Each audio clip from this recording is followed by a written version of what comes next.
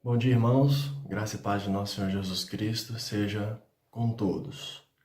Nessa manhã de domingo, vamos refletir mais um momento na palavra do nosso Deus. Texto hoje em Jonas. Como eu venho dizendo, os profetas menores têm falado muito comigo.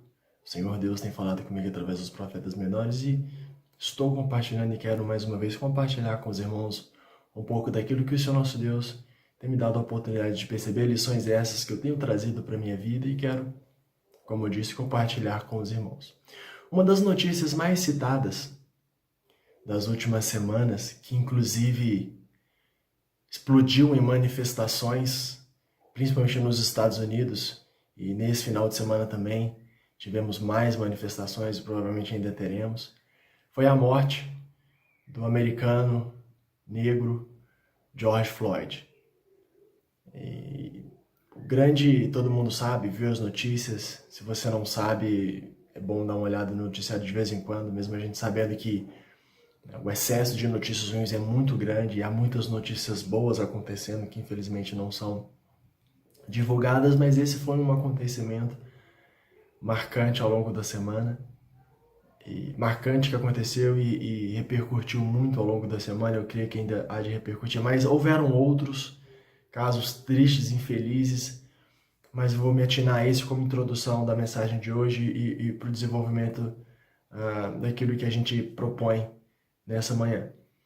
O ex-policial, que na ocasião era policial, hoje ex-policial, está preso, vai responder diante da justiça pelo que fez, Derek Chauvin.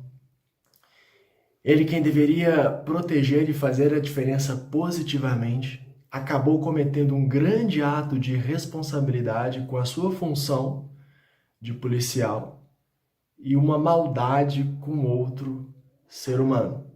Esse foi o policial que, aquelas tristes e lamentáveis cenas, sufocou o George Floyd até que ele foi levado pelos atendentes médicos para o hospital e lá foi destacado, diagnosticado como morto, e uma das causas foi a asfixia promovida pela truculência do policial. Nós não podemos e não devemos generalizar. Um policial errado não representa as forças policiais como um todo. Eu, particularmente, eu acredito na polícia. Eu tenho amigos e até parentes policiais que são honestos. Tenho conhecidos policiais. Acredito na força policial. Já quando eu precisei, nas poucas vezes que eu precisei, fui bem atendido. Tive problemas negativos com outros, mas eu acredito na força policial. Então, este péssimo exemplo não representa as forças policiais. Da mesma maneira, os vândalos que saqueiam, destroem, queimam as coisas, não podem ofuscar o real significado e a mensagem das manifestações. O racismo existe. Alguns podem falar que aqui no Brasil não existe, mas existe sim. Só quem já foi seguido por segurança dentro de loja, já foi barrado em porta de estabelecimento e foi informado que deveria entrar por uma outra porta porque é funcionário e teve que desmentir, não, eu não sou funcionário, eu sou um cliente. E outras coisas do tipo que infelizmente só passou sabe. Mas nós não vamos aprofundar nas questões históricas e sociológicas da questão. A discussão é muito complexa. Infelizmente ainda politizam essas questões como todas as outras. E a ideia nossa não é trabalhar sobre história, sociologia, porque eu não estou aqui como professor, eu estou aqui como pastor, como ministro do Evangelho, e a minha intenção aqui é pregar a palavra de Deus. E a ideia dessa introdução é atentar para o fato de alguém que deveria cumprir a sua função corretamente, e além de não fazê-la, faz o extremo oposto. No caso desse policial, a função dele é servir, é proteger, ainda que a gente saiba que em algumas circunstâncias, quando tem uma terceira pessoa em perigo, ou quando a própria vida do policial está em risco, ele pode se defender em legítima defesa e atirar e evidentemente, eventualmente, acabar matando uma pessoa. O que não foi o caso. Então, além dele não fazer o que deveria ter feito, proteger, servir, ajudar, ele fez algo ruim. Tirou a vida de um cidadão negro e infelizmente, além do falecimento do George Floyd, explodiu em várias manifestações que ainda no meio da pandemia é algo extremamente complicado. A gente vai saber os números do aumento de casos lá nos Estados Unidos daqui a alguns dias, porque são 14 dias depois, né, para o vírus se manifestar. Enfim, então, por causa de um ato de responsabilidade, de não cumprir bem a sua função como deveria, muita coisa ruim aconteceu e, por outro lado, coisas boas aconteceram no que diz respeito de despertar para algumas coisas que o mundo precisa acordar. E trazendo isso para a nossa realidade, nós vamos ler Jonas, capítulo 1, versículos 8 a 16, diz o seguinte: Então lhe disseram, declara-nos agora, por causa de quem nos sobreveio este mal. Que ocupação é a tua? De onde vens? Qual a tua terra? E de que povo és tu? Ele lhes respondeu, sou hebreu e temo ao Senhor, o Deus do céu, que fez o mar e a terra. Versículo 10, então, os homens ficaram possuídos de grande temor e lhe disseram, que é isto que fizeste? Pois sabiam os homens que ele fugia da presença do Senhor porque ele o havia declarado. Disseram-lhe, que te faremos para que o mar se nos acalme? Porque o mar se ia tornando cada vez mais tempestuoso, respondeu-lhes, tomai-me e lançai-me ao mar, e o mar se aquietará, porque eu sei que, por minha causa, vos sobreveio esta grande tempestade. Versículo 13, entretanto, os homens remavam, esforçando-se por alcançar a terra, mas não podiam, porquanto o mar ia se tornando cada vez mais tempestuoso contra eles.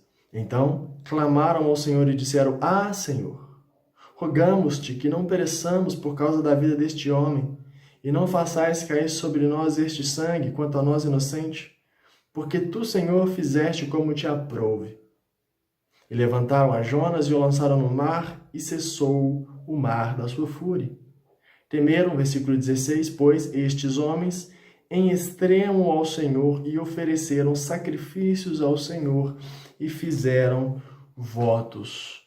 Oremos mais uma vez para que o Senhor esteja nos instruindo e que o Santo Espírito dele esteja nos orientando nessa manhã. Pai, obrigado pela graça e pela misericórdia do Senhor. Obrigado, Senhor Deus, por essa manhã diante de Ti, pelo privilégio de refletir logo no início da semana sobre a Tua Palavra. Abençoe a comunhão dos irmãos em seus lares, com seus familiares, com seus entes queridos.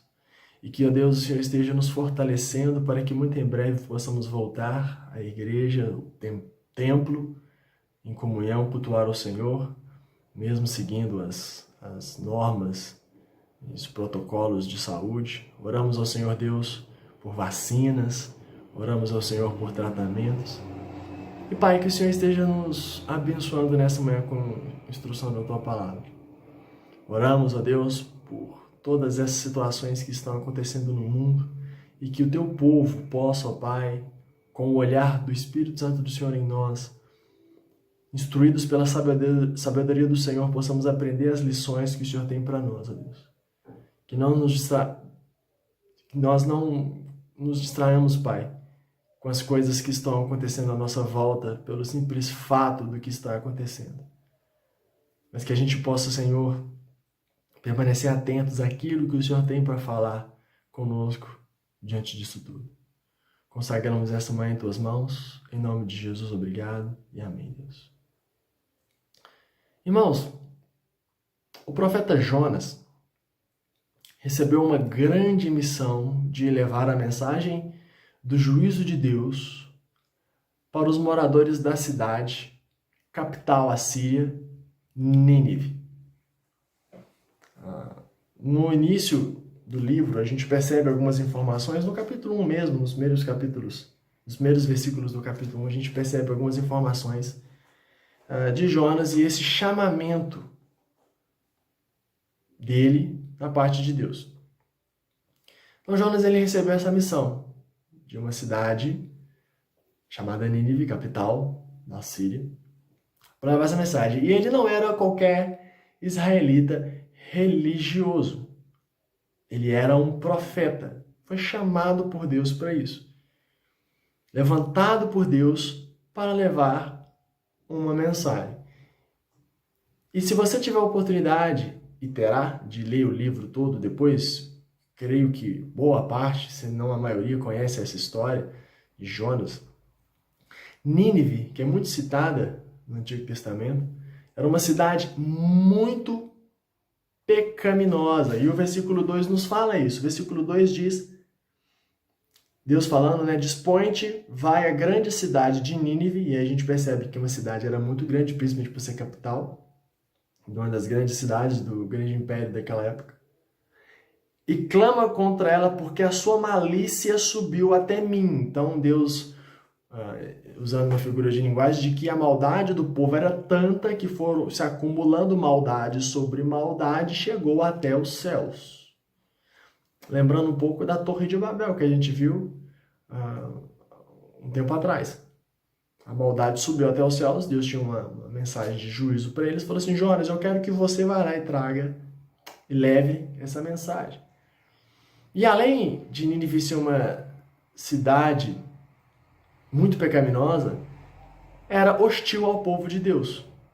Em 2 Reis, mas especificamente no finalzinho, nos é relatado que o povo de Nínive, o Império Babilônico, cuja capital do reino da Síria, Nínive, vai até Samaria e leva cativo, e destrói e queima o templo na Judéia também, e causa uma grande destruição na Palestina do povo de Israel.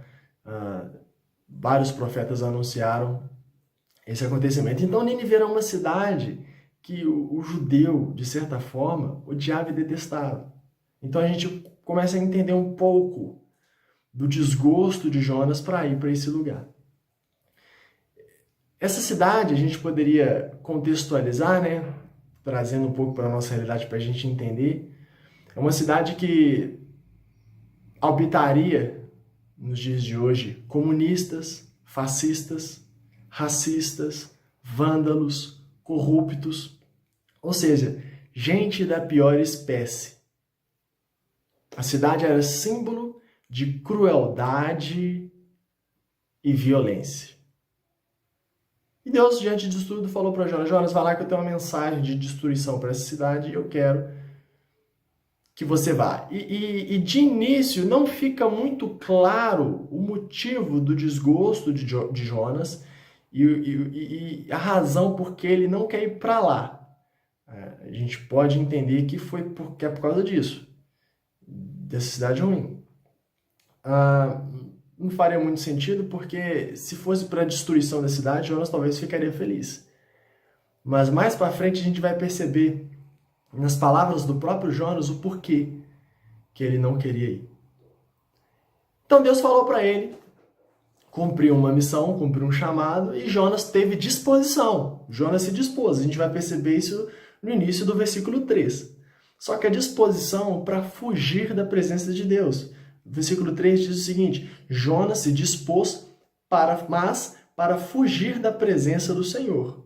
Para Tarsis, e tendo descido a Jope, achou um navio que ia para Tarsis, pagou, pôs a sua passagem, embarcou nele, para ir com eles para Tarsis, para longe da presença do Senhor. Então, Jonas, ele teve disposição, se esforçou, gastou dinheiro, gastou tempo para fugir da presença de Deus. E quando eu vejo essa história, eu sou confrontado com alguns momentos do meu passado que eu fugia da presença de Deus, que eu fugia daquilo que Deus tinha para a minha vida, que eu fugia das responsabilidades que Deus me chamou para fazer. E ainda hoje sou tentado a fugir, mas graças a Ele tem me dado um pouco de coragem para enfrentar os desafios. Mas quantas vezes nós não fugimos da presença de Deus, não nos esforçamos para ficar longe, porque não queremos obedecê-lo? E temos disposição para tantas coisas na vida, somos dispostos a ganhar dinheiro, somos dispostos a realizar nossos sonhos, temos uma disposição tremenda para fazer uma série de outras coisas, mas aquilo que é mais importante, que é cumprir a vontade de Deus em nós e através de nós, às vezes nós não temos a mesma disposição. Ele se dispôs para desobedecer a Deus, desceu até Jope, ou Jafa, dependendo na transliteração do termo em hebraico, ou nos dias de hoje, Tel Aviv Jaffa, uma cidade que foi incorporada em Tel Aviv, em Israel. Se você tiver a oportunidade de um dia ir para Israel, você vai descer provavelmente na cidade de Tel Aviv, e Tel Aviv tem uma região costeira, portuária, Tel Aviv Jaffa, que é essa cidade. Você vai ver inclusive um monumento de uma baleia gigante em simbologia a essa história de Jonas. Lá nessa cidade de Jope, esse porto que existe até hoje, inclusive não se sabe se é exatamente o mesmo porto, mas tem essa região portuária lá, e pegou um navio para Tarsis. Não se sabe ao certo a localização exata de Tarsis hoje em dia, mas muitos estudiosos acreditam que foi uma região na costa sudoeste da Espanha. Ele foi para o extremo oposto da vontade de Deus. Ao invés de ir em direção à Ásia, ele foi em direção à Europa. Para a gente entender mais ou menos e ter uma noção tem que ter uma noção, né, de geografia básica, é como se eu tivesse que ir para São Paulo, por exemplo, que no momento nos centros da pandemia aqui no Brasil, é como se eu tivesse recebido uma mensagem da parte de Deus para ir para São Paulo e, na verdade, fosse para o Rio de Janeiro e pegasse um navio ou um avião e ir para a África. Deus mandou ele para a direita, ele foi para muito à esquerda. Deus mandou ele para um lado, ele foi muito para o outro. O mais longe possível da presença, da vontade e da obediência a Deus. Acontece que em alguns momentos nós fazemos isso também. A palavra dele é clara no que diz respeito ao que Deus quer de nós, no que diz respeito ao que ele exige de nós. E às vezes a gente se esforça para desobedecê-lo. E nós somos aqueles que sofrem grandes consequências. Mas as pessoas à nossa volta também sofrem as consequências. E é onde a gente chega na passagem de hoje que nós estamos lendo. No barco, já em viagem, e antes de chegar ao destino escolhido, creio eu que bem antes de chegar no destino escolhido, porque era muito longe a distância que ele iria, uma forte tempestade enviada por Deus alcançou os navegantes. Deus foi o responsável por aquela calamidade para ensinar lição para todo mundo ali. A gente vai perceber que tanto Jonas entendeu o que ele tinha que fazer, foi e fez, e os navegantes daquele barco acabaram tendo a oportunidade de encontrar com Deus. Então Deus permite situações difíceis e desastrosas exatamente para cumprir a vontade dele, de acordo com o que ele quer, independente das circunstâncias. Todos ficaram desesperados com a tempestade e queriam saber qual era o motivo de estarem passando por aquela situação catastrófica. Chegaram até o profeta que, com muita tranquilidade e até irresponsabilidade, assume a culpa por tudo aquilo. Versículo 6 diz: chegou-se a ele o mestre do navio e lhe disse: que se passa contigo? Agarrado no sono? Levanta-te, invoca o teu Deus. Talvez assim este Deus se lembre de nós para que não pereçamos. Jonas estava lá no cantinho, estava lá quieto no porão. E o versículo 5 diz que ele estava lá deitado e dormia profundamente, sem peso na consciência, sem sentimento de culpa. E o versículo 12, ele fala com muita tranquilidade: tomai-me e lançai-me ao mar, e o mar se aquietará, porque eu sei que por minha causa vos sobreveio esta grande tempestade. Olha, a culpa é minha, sim. Eu sou responsável. Quer que a tempestade acabe? Me pega e joga no mar. Ele nem fala assim: não, eu vou pular fora do barco. Eu vou me jogar no mar para dar tranquilidade para vocês. Não, eu estou aqui. Eu sou responsável por isso tudo. Então Jonas, além de não cumprir a mensagem dele em Nínive, que a gente vai perceber que precisava dessa mensagem, não estava sofrendo as consequências da sua desobediência e ainda causando desastre na vida de outras pessoas.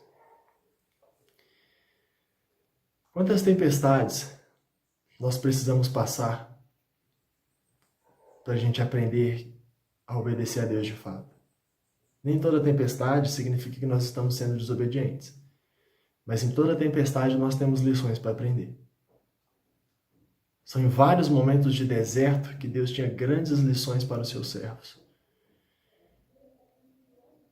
Irmãos, a gente precisa não ser irresponsável como Jonas.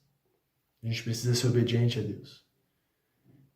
A gente precisa cumprir o chamado de Deus em nossas vidas e através de nossas vidas. Jonas colocou a vida de todo mundo em perigo aqui. E às vezes as nossas irresponsabilidades, a nossa omissão, coloca a vida de outras pessoas em risco. Às vezes as pessoas mais próximas a nós. Por isso que cada um de nós precisamos assumir as nossas funções diante de Deus.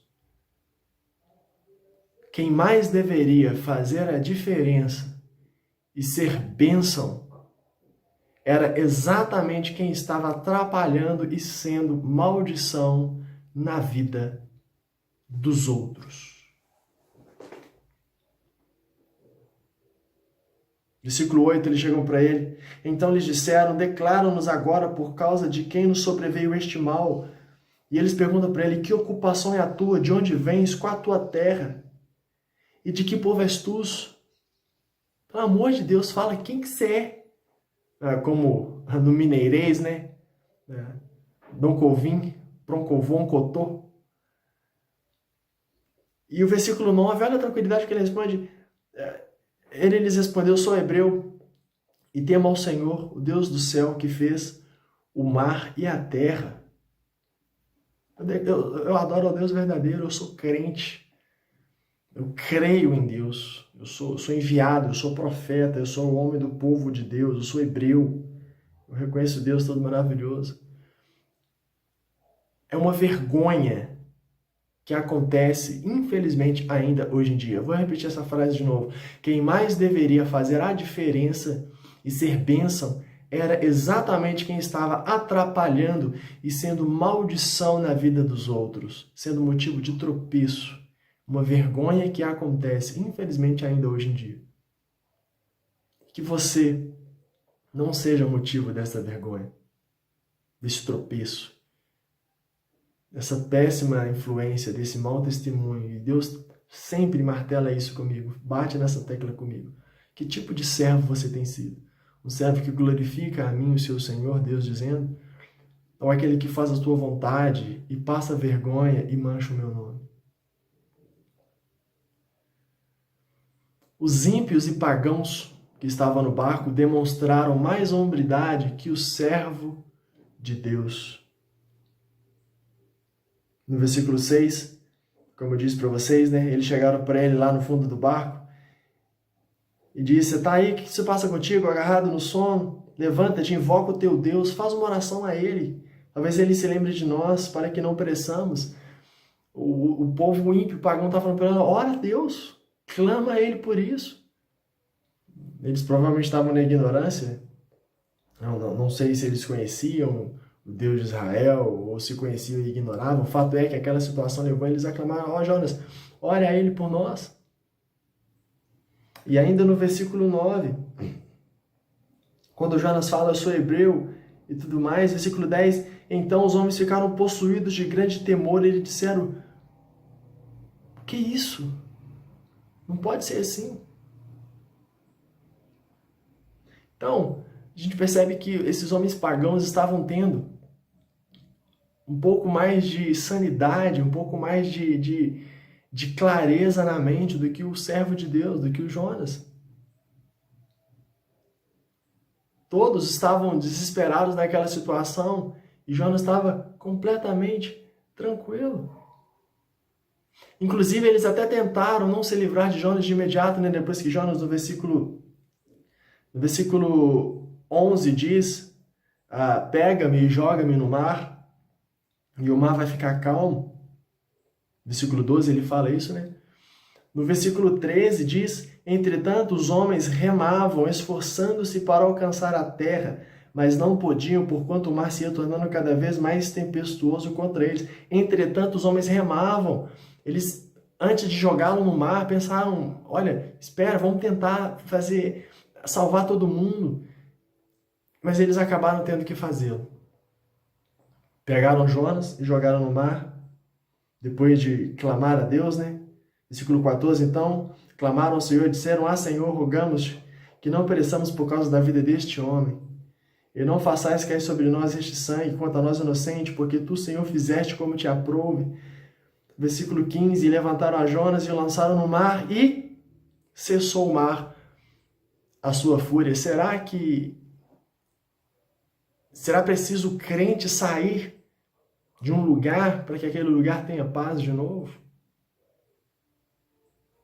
Você consegue ser um agente de paz no seu lar, no seu trabalho, um cristão diferente, um servo que faz a diferença? Ou você é uma pessoa que, devido à sua desobediência, aos seus pecados, à sua insubordinação, à sua deslealdade, à sua infidelidade, à sua idolatria, você causa naquele lugar um inferno? Servos e servas de Deus são aqueles que fazem a diferença positivamente de acordo com a vontade do Senhor. Eles acabaram tendo que jogar Jonas no mar, mas eles ainda fizeram mais. Eles temeram a Deus, fizeram votos e ofereceram sacrifícios. O versículo 16 diz isso. Temeram, pois, estes homens em extremo ao Senhor, temeram em extremo o que Jonas não fez. E ofereceram sacrifícios ao Senhor e fizeram votos. Eles foram mais obedientes que Jonas. É óbvio que Deus usou das circunstâncias para trabalhar na vida desses homens. A gente não pode aqui falar que a gente tem que ser desobedientes para Deus levar a nossa vida ao caos, trazer caos na vida de outras pessoas, e quando a gente sair, essas pessoas louvarem. Isso é uma teologia completamente absurda e complicada. Se não fosse através dessa situação de Jonas, Deus teria usado outra maneira para falar na vida desses homens. Jonas não tinha que ter sido desobediente para que Deus trabalhasse na vida desses homens. Jonas tinha que ser obediente, assim como nós devemos ser obedientes. O servo de Deus foi desobediente e rebelde, já os ímpios obedeceram e serviram a Deus. Jonas teve que ficar um tempo sozinho e isolado no grande peixe para rever os seus conceitos. E a gente está tendo a oportunidade de ficar sozinhos, um pouco isolados, dentro dos grandes peixes de nossas casas, por causa desse período de pandemia. Talvez refletindo um pouco do que a gente viu semana passada sobre a importância e a sinceridade do nosso culto para com Deus. É um momento de reflexão. Assim como Jonas teve 3 dias para refletir, pensar na vida e fazer a oração do capítulo 2, é um momento que a gente tem que fazer oração, que a gente tem que colocar nossas vidas diante do Senhor e tem que derramar-nos diante dele para aprendermos das lições que ele quer nos ensinar. E mesmo assim não aprendeu muito, né? Lá no capítulo 4, versículo 8, a situação da planta. E nascendo o sol, Deus mandou um vento calmo oriental, o sol bateu na cabeça de Jonas de maneira que desfalecia, pelo que pediu para si a morte, dizendo: melhor me é morrer do que viver. Versículo 9, então perguntou Deus a Jonas: é razoável essa tua ira por causa da planta? Ele respondeu: é razoável a minha ira até a morte. Jonas ainda irado, raivoso, custando entender lições. Mas no caso da lição de Nínive, ele aprendeu a lição. Podemos entender que Jonas tomou essa decisão de ir para Tarsis, como eu disse antes, pois não queria que os inimigos viessem a se converter. A gente estava refletindo antes, ele não estava querendo ir para lá, porque ele estava com medo da cidade, mas na verdade ele não estava querendo ir para lá, pois ele estava com medo dos ninivitas se converter. Ele sabia que assim que levasse a mensagem, eles poderiam se arrepender. E foi o que aconteceu. E é o que o capítulo 3, do versículo 1 até o versículo 10 diz. Mais especificamente no versículo 4 e 5, onde ele diz: começou Jonas a percorrer a cidade, caminho de um dia, e pregava e dizia: ainda 40 dias e Nínive será subvertida. Versículo 5, os ninivitas creram em Deus e proclamaram um jejum e vestiram-se de panos de saco, desde o maior até o menor. Eles se converteram. E Jonas sabia disso. Então, no capítulo 4, versículo 1 diz o seguinte: com isso desgostou-se Jonas extremamente, ficou irado e orou ao Senhor e disse: ah, Senhor, não foi isso que eu disse, estando ainda na minha terra? Por isso me adiantei fugindo para Tarsis, pois sabia que és Deus clemente e misericordioso, e tardio em irar-se, e grande em benignidade, e que se arrepende do mal. Dá a entender que Jonas não queria que aquele povo se convertesse. Por isso que ele fugiu. Deus trabalhou na vida dele. Depois de 3 dias, 3 noites, refletiu, foi para Nínive, pregou, e a cidade se arrependeu. Irmãos, Deus tem muitas lições para a gente no meio dessa pandemia e através dessa história de Jonas. E eu queria concluir a mensagem de hoje à noite, de hoje de manhã, melhor dizendo, de hoje de manhã, com 3 lições. A primeira delas é que antes de você se achar melhor do que Jonas, que a gente às vezes lê esses personagens, essas histórias do Antigo Testamento e se pergunta como eles foram tão imbecis, tão burros, tão desobedientes. E nós fazemos muitas vezes as mesmas coisas. É claro que com nuances diferentes, mas desobediência, subordinação, rebeldia. E o Senhor nosso Deus usa de várias circunstâncias, de várias situações, de vários momentos para falar com o seu povo. Então, antes de você se achar melhor do que Jonas, e até mesmo outros que ainda hoje não cumprem as suas funções como deveriam, como eu disse lá na introdução, se questione se você tem assumido as suas funções onde o Senhor lhe chamou. Você é marido, você é esposa, você é pai, você é mãe, você é filho, você é empregado, você é patrão. Deus tem um chamado para você através disso. Você tem cumprido a sua função, a sua responsabilidade. E mais do que isso, como igreja, nós somos salvos, crentes em nosso Senhor Jesus Cristo, como representantes dele neste mundo. Você tem cumprido a sua função. Os cultos nos lares, como estão? Tem cultuado com sua família? Tem buscado oração? O perdão, tem perdoado? Tem estendido misericórdia? Tem pregado o evangelho? Tem dado bom testemunho? Jonas não cumpriu a sua função, foi desobediente. Será que nós estamos cumprindo a nossa? E como você pode melhorar cumprindo a sua função? Será preciso tempestades? 3 dias, 3 noites de isolamento? Pense e reflita sobre isso. Antes de se achar melhor que Jonas e qualquer outra pessoa, você tem cumprido a sua função onde Deus lhe chamou para cumprir? 2. Nós devemos pregar a mensagem da justiça, da ira, da misericórdia de Deus a todos, inclusive inimigos, que precisamos amar, bem como levar a eles a mensagem de arrependimento e salvação, com testemunho de vida que faça a diferença.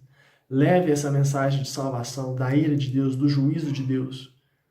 Nesse período de pandemia é interessante a gente refletir sobre a brevidade da vida, sobre como esse mundo não se sustenta por si só. Reflitamos sobre isso. E por último, entenda que os salvos em Jesus foram chamados para obedecer à vontade de Deus e fazer a diferença positivamente onde Deus os chamou para servi-lo, onde quer que seja. Que possamos servir a Deus com excelência. Não somos perfeitos, mas que dia a dia nós possamos cumprir mais o chamado dele em nossas vidas e através de nossas vidas. Oremos. Pai, obrigado por essa manhã diante do Senhor. Ajude-nos, ó Deus, a aprendermos com tudo o que está acontecendo em nossas voltas. Ao invés de olharmos para as situações e olharmos para as outras pessoas, ajude-nos a olhar para nós mesmos e aprender as lições que o Senhor tem para nós. Ajude-nos a cumprir as nossas funções onde quer que nós estejamos. Sermos verdadeiros servos e servas do Senhor nesse mundo que necessita, Pai, da Tua igreja ativa e atuante. Obrigado por essa manhã na Tua presença, que o Teu Santo Espírito complete e ministre em nossos corações aquilo que nós estudamos nessa manhã. Consagramos esse domingo em Tuas mãos. Nossas vidas diante de Ti, para que o Senhor esteja trabalhando em nós e através de nós conforme a Tua vontade. Em nome santo de nosso Senhor e Salvador Jesus Cristo, obrigado e amém, Senhor. Obrigado, irmãos. Excelente manhã e domingo a todos. Deus os abençoe.